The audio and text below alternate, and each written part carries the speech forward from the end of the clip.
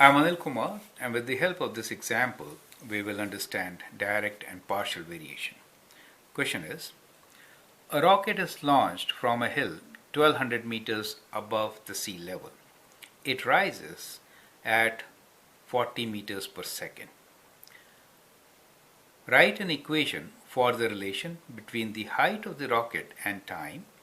Use table of values to graph the relation. Identify this relation as direct or partial variation. Explain your answer, right? So let's begin by developing the equation itself. So what we will do here is we'll kind of mix up these two things. It says that the rocket is launched from a hill 1200 meter above the sea level. So that means let me make a table of values first and then we'll develop the equation.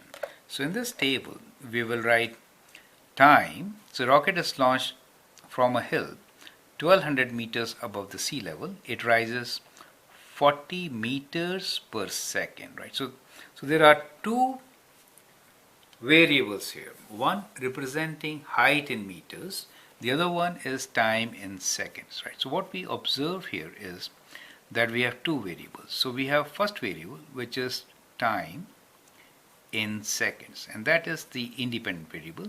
With time, height is increasing. So we have height, and the unit for height is meters. Correct? So these are the two variables for us. So when we sketch a graph, so let me just use this space for sketching the graph, right? So when we sketch the graph, we'll have time on independent x-axis and we'll have height on dependent y-axis. Units will be in meters for height and seconds for time, right? Now it says a rocket is launched from a hill 1200 meters above the sea level. So at the time when it is launched, let's say that is the time 0, and at that time the height is 1200 meters. Is that okay?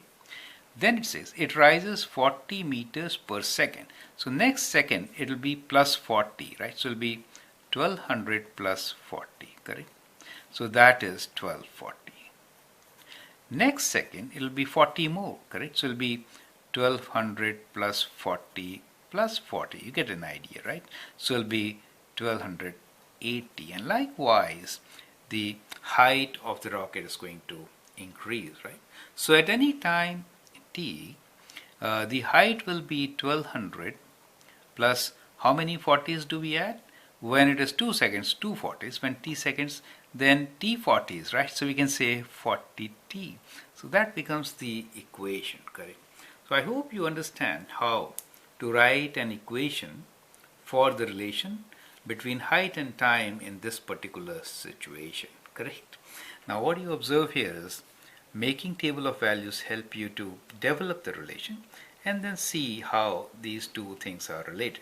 So now we can say that the equation here is that height h is equals to 1200 plus 40t, right? Where t is in seconds, height is in meters, right? So that is how you can write down the relation between the two.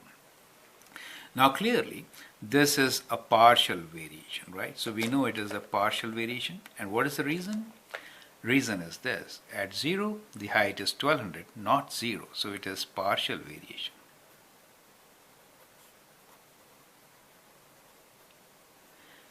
Correct? So at t goes to 0 the height is 1200, not 0. If I have to sketch this, how am I going to sketch? Since the units are, it is rising every second by 40, so we can take this as 1, 2, 3, 4 like this in seconds.